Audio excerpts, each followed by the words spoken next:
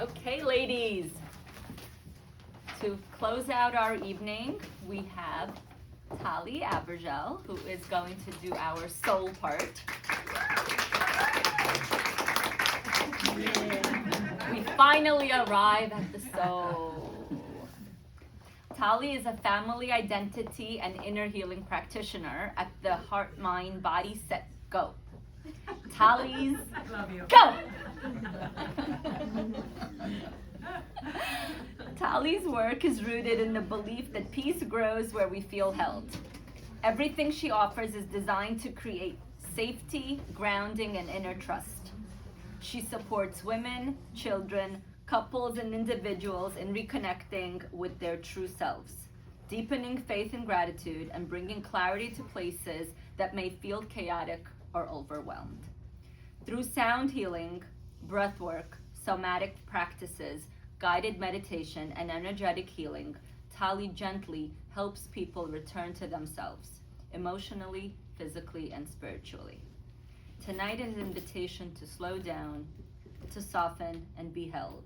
And we are so grateful to have Tali guide us through this experience. I'm your number one client. Welcome, Tali.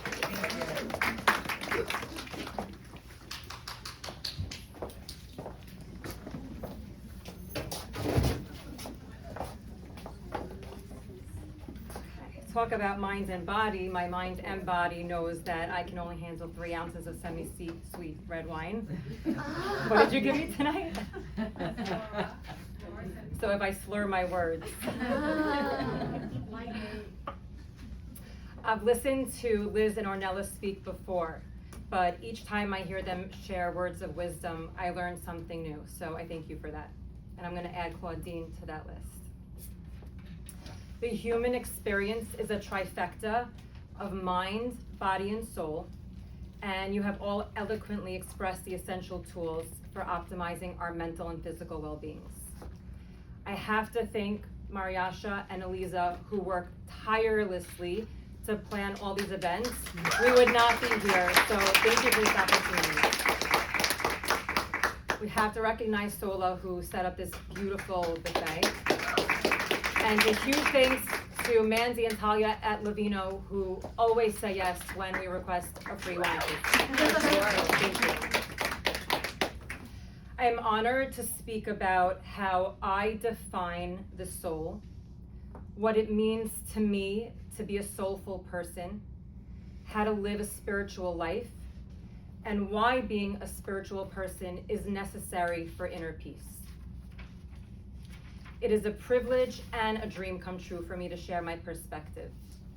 Does anyone know the 2 categories of humans who are able to achieve the highest level of spirituality? Anybody? Women and Jews.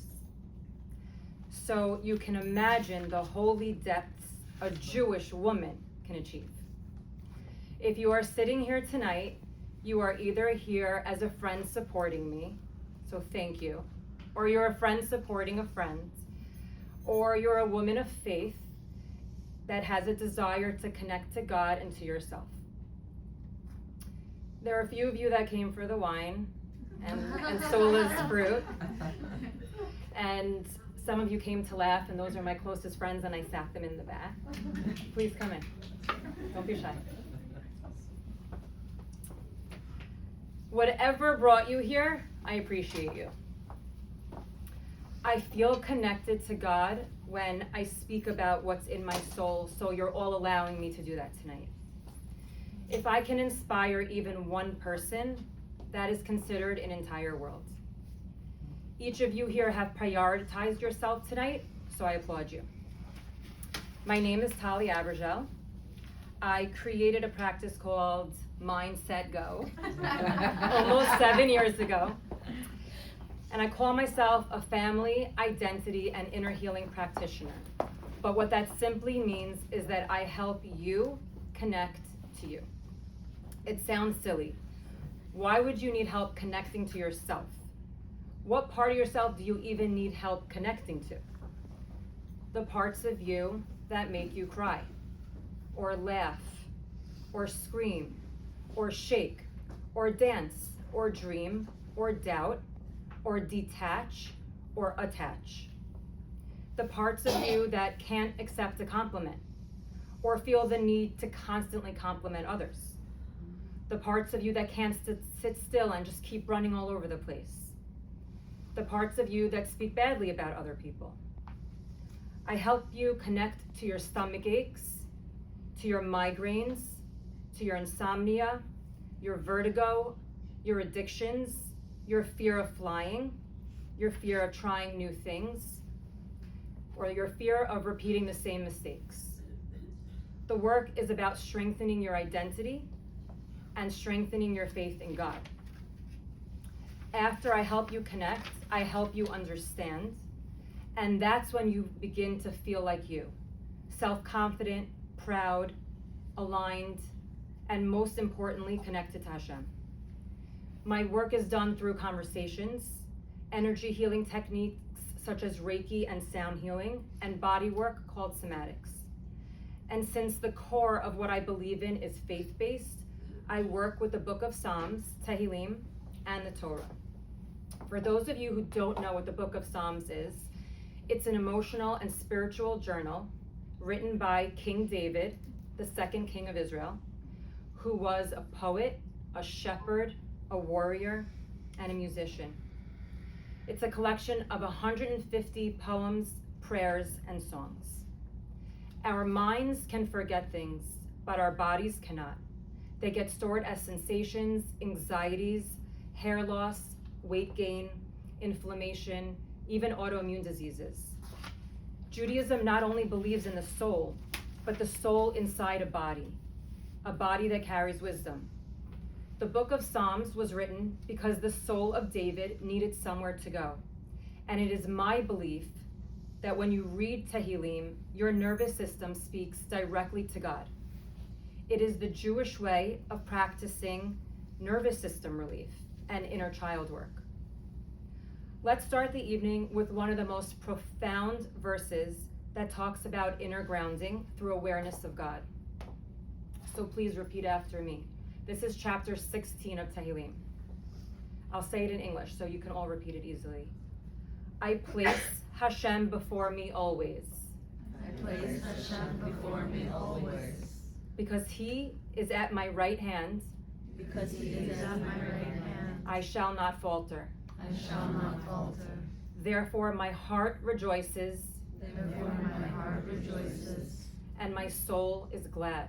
and my soul is glad. Even my body rests in security. Even my body rests in security. How good does that feel? Very good. This psalm literally speaks about body, heart, and soul calming when God is present. I will show you later on how I incorporate Tehillim as part of my sound healing process. Okay, so what is a soul? The average secular definition of the soul is very different than the Jewish definition of the soul. Most people today think the soul is your personality, your feelings, your identity, your inner self. In Judaism, the soul is not just your inner self. It's much more specific and sacred. Vayipach be'apav nishmat chayim. God breathed into him the breath of life. As we learn in the book of Genesis, Bereshit, when God created man, he breathed the soul into Adam. In Judaism, the soul is the divine spark of God placed inside of every human being. It is not created by us, it is given to us by God. The soul is the part of us that seeks truth, meaning, and God. It is who you are beyond your body and beyond your mind. Each of us, thank God, have two legs, but none of us are going to be Olympic skiers. We all have lungs. None of us are going to be Celine Dion. Each of us have a soul, and yes, we can all be soulful and spiritual and connected to God. Every part of the body can be destroyed, removed, or broken. You can lose a limb, you can break a bone. but the soul is the untouchable part of us. We have heard from survivors of all different catastrophes, the Holocaust and October 7th, who account that even while the body is imprisoned, the soul is always free to yearn for meaning. I read a beautiful quote the other day that said, "Goodbyes are for those who only love with their eyes. For those who love with their heart and soul, there is no such thing as separation. The body will die, the soul never does."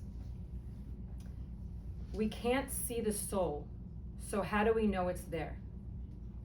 Yisrael, the son of Eliezer, was born in 18th century Ukraine, orphaned at an early age.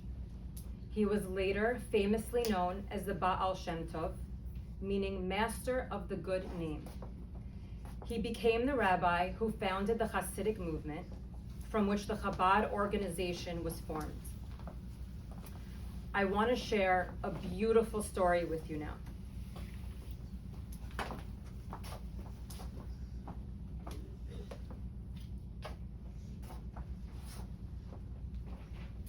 One day, a student asked, "Rabbi, what is the soul? Where is it inside the person?" What did the Baal Shem Tov do? He took out a candle and he lit the candle.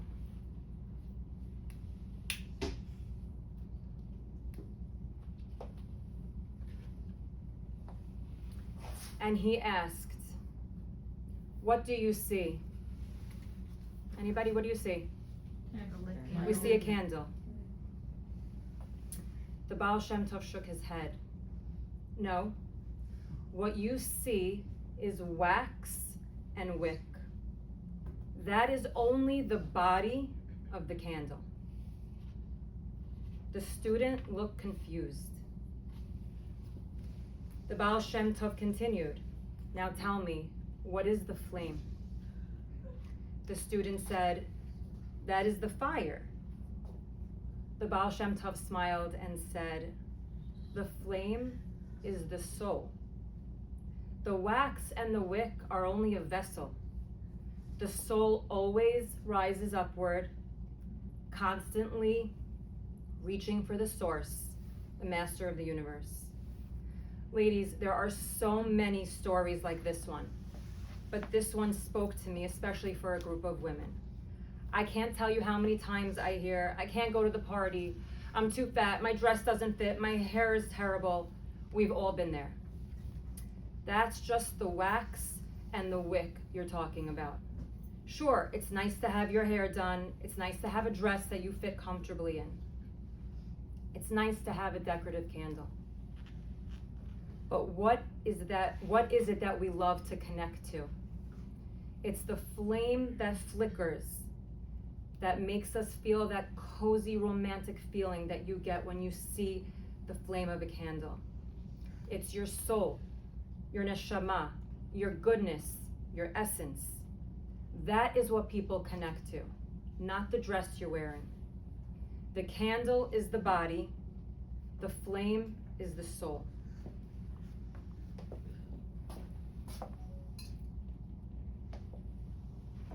What do you see here? A cup. What makes this a cup? Metal? Yes, made out of silver. Anyone else? Can hold liquid. It's a vessel.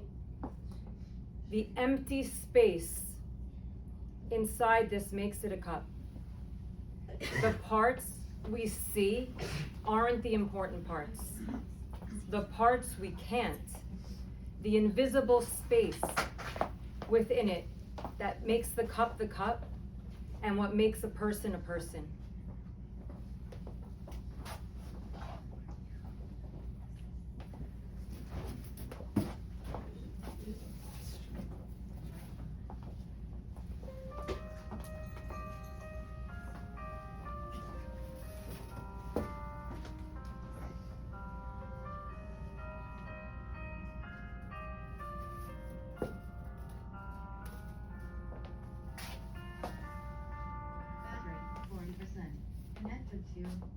25.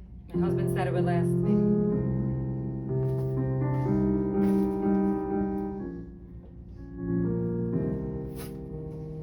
I want everyone to read this to yourself.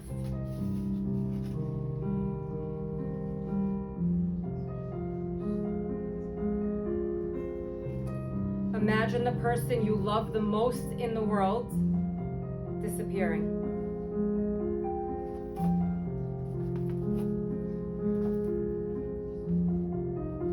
Close your eyes for a second and think about it.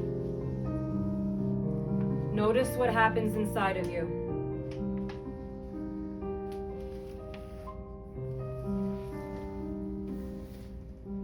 Did anyone feel sadness? Raise your hand.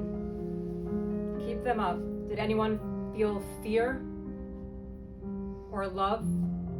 Keep your hands up. Did anyone feel a shift in your chest or your stomach or your head? Look around the room. We can all see each other's bodies, but none of us can see what just happened inside of us. But something did happen. You felt something real. Where did that happen? The invisible space where meaning lives, where love lives, where fear lives, where faith lives, your soul. This brings us to our next question. What does it mean to be a soulful person? A soulful person means someone that lives from a deeper inner place rather than from the surface of life. Their actions, words, and presence come from something authentic, reflective, and connected to meaning. A soulful person tends to have several qualities. 1, depth.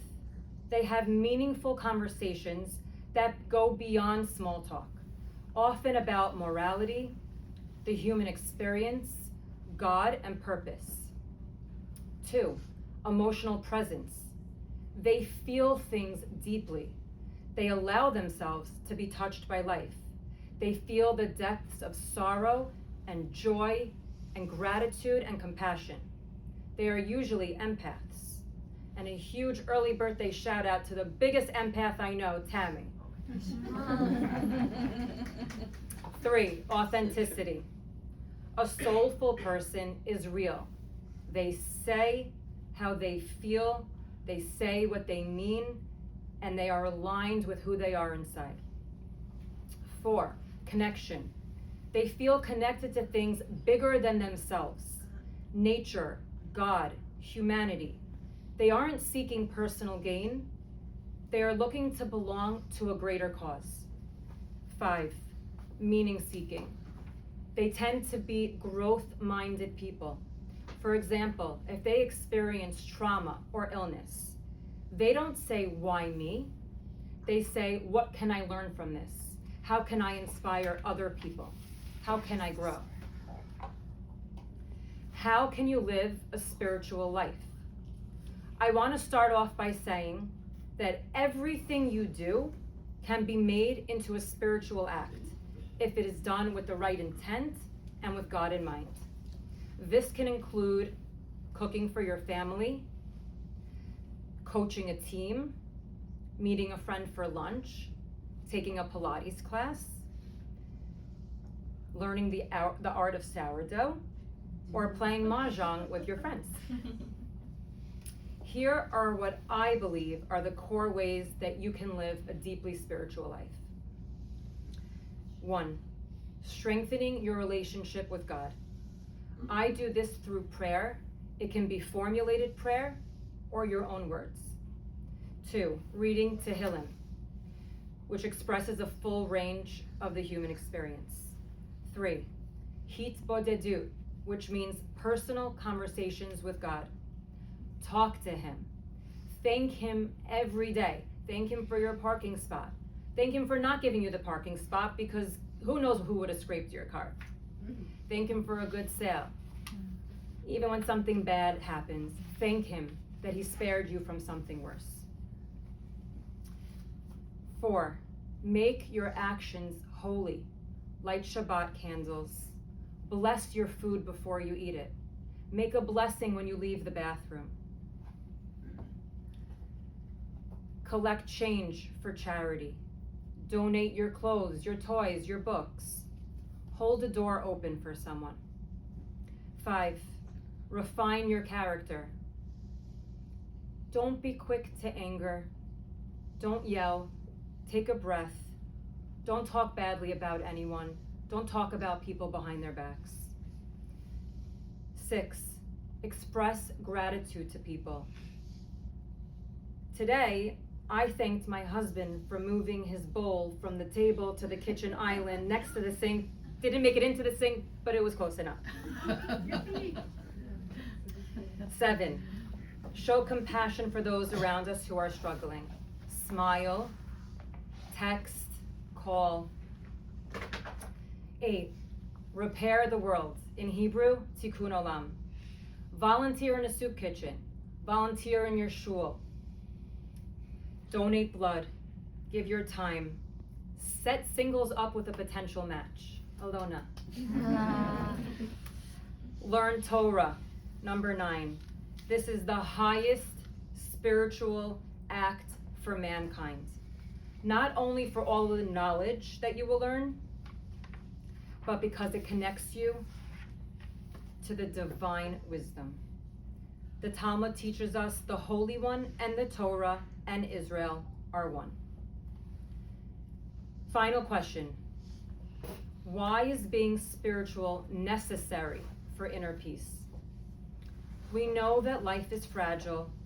Life is full of hardship, sickness, war, loss, divorce. I can go on and on. Spirituality offers a way to hold all the suffering as a part of repairing the world. Understanding that we are not in control of everything, that some things are not in our hands, and some things are. Spirituality allows for the life-altering perspective of the what now and not the why me. I believe it is vital to work on our spirituality every single day of our lives. Rituals are to the soul what exercise is to the body. They strengthen the brain, the neural pathways, the ways that you show up for yourself and for others, and the quality of life you will have. I wake up and before my feet hit the ground, I say the traditional morning prayer, Modeh Ani. We are in no way guaranteed to wake up in the morning, ladies. Judaism believes that sleep is 1/60th of death. So logically, it makes sense to offer gratitude to God when we wake up in the morning. For those of you not fluent in Hebrew, the prayer is not grammatically correct. Modeh Ani means thank you, I, when it should say Ani modeh, I thank you. So what did the prayer intend with this particular word placement? The letter I should never be the first thing out of our mouths. We must first give thanks, and only after we show gratitude can we focus on ourselves. The other practices that I include daily are journaling, a morning hand-washing ritual called Negel Wasser in Yiddish, which means water for the nails.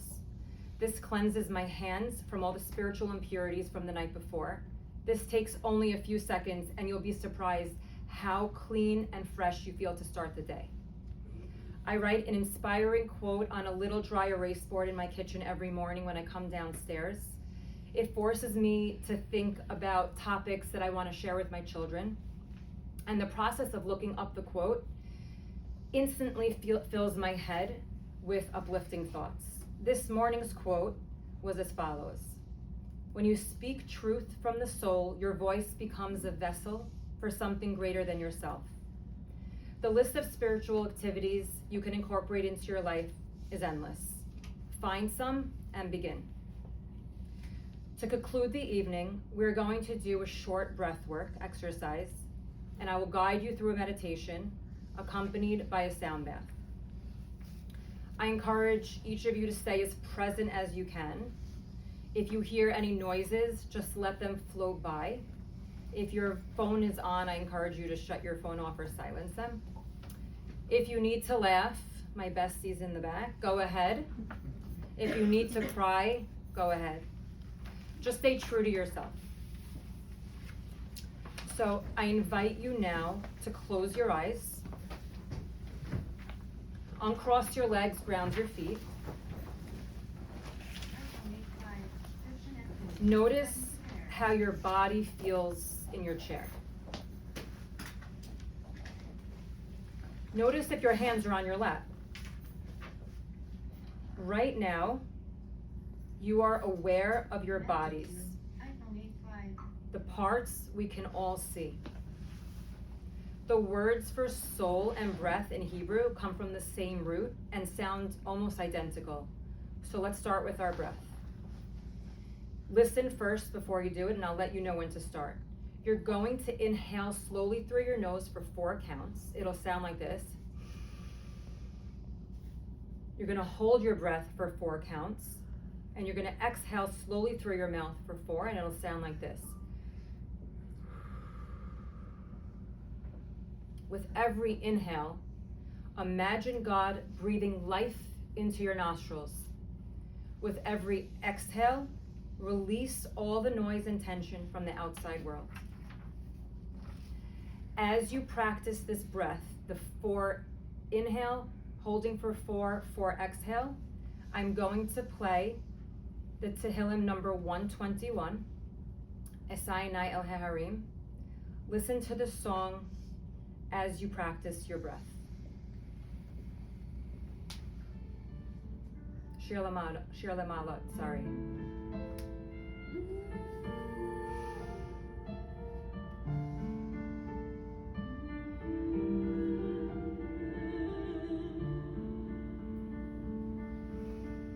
In for 4, 1, 2, 3, 4. Hold it for 1, 2, 3, 4, and out. 1, 2, 3, 4. In your mind's eyes, see God blowing the soul into your body.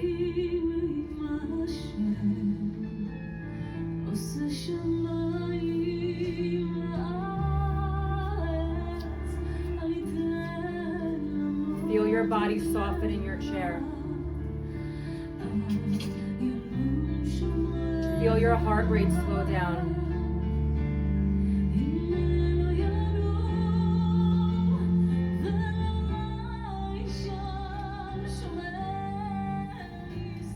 Keep breathing.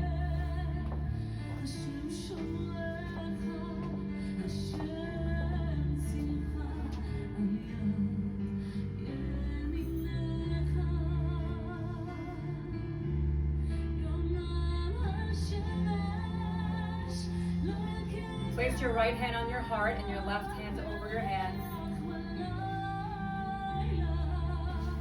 Continue your breath.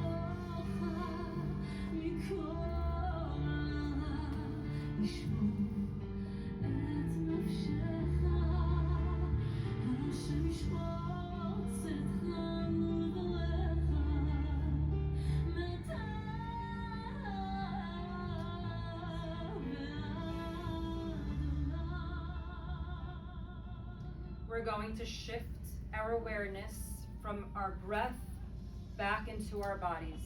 You can all open your eyes. You're going to take your index finger and your middle finger, and you're going to press it in the space between your eyes. Press it so you can feel the grip of your fingers on your forehead.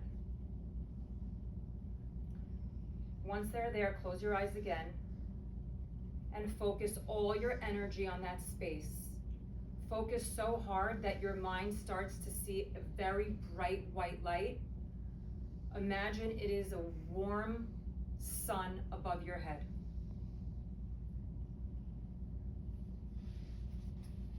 Once you feel that you've locked into the gaze into that space, you can lower your hands to your lap, palms facing up.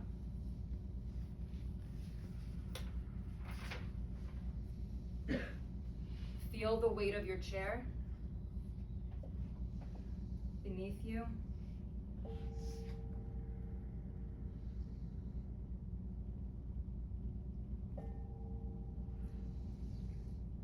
Let that light from above your head travel down your face, warming your cheeks. Roll your tongue in your mouth. The heat is traveling down your neck, wrapping around your shoulders, warming your heart, your chest, traveling down into your belly, working its way down your thighs, your knees, your calves, all the way down to your toes.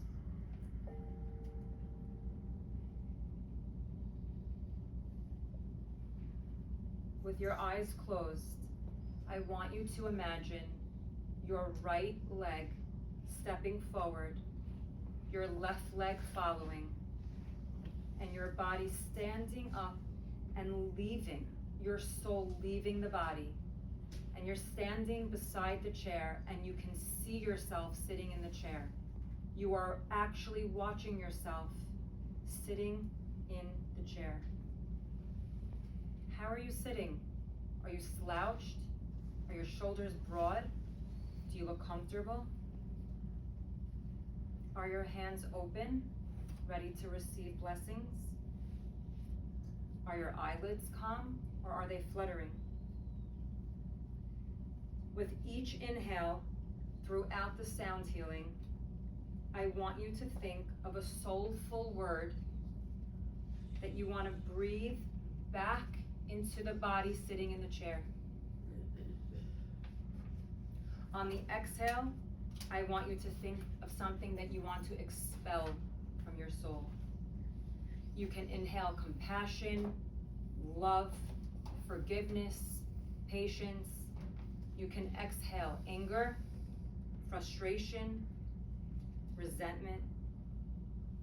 As I play, continue your breath, breathing in all the positive things to fill your soul, and exhaling everything that you want to get rid of.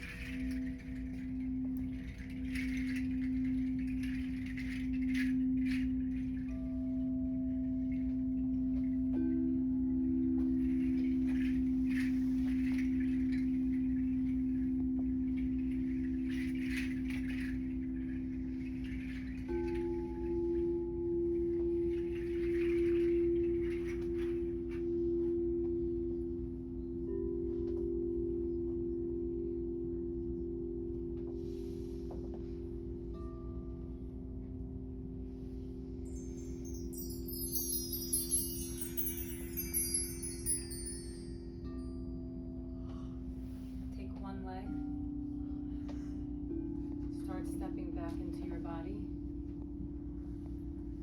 Take the other leg. Sit down, back into your body.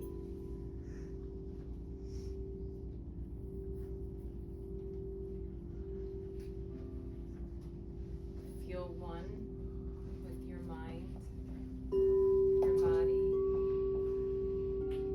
your soul.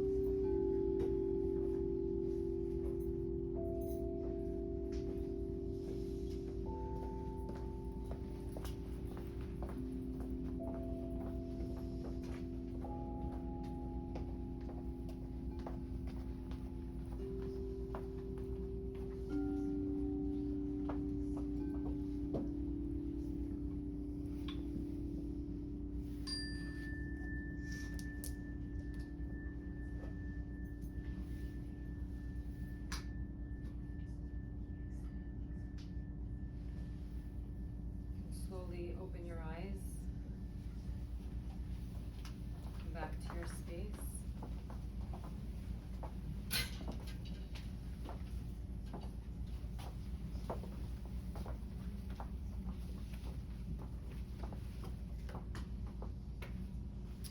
There is a Hasidic teaching that says when a soul comes into this world, it already knows who it is. We learn something very deep here. That life doesn't teach us new things, it teaches us how to remember. Every year on my birthday, I write a stream of consciousness about who I feel I am at that point. And the other week on my birthday, I wrote this. I know who I am.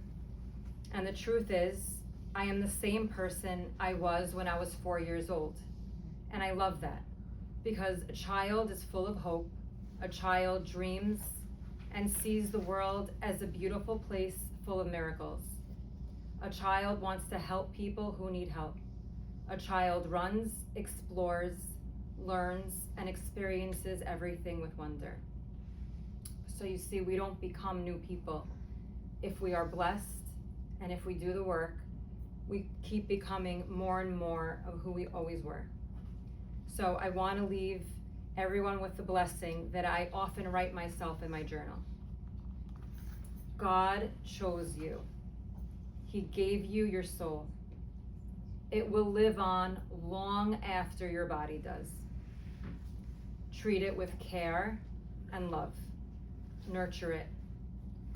It is what connects you to God, the world around you, and most importantly, yourself. Thank you.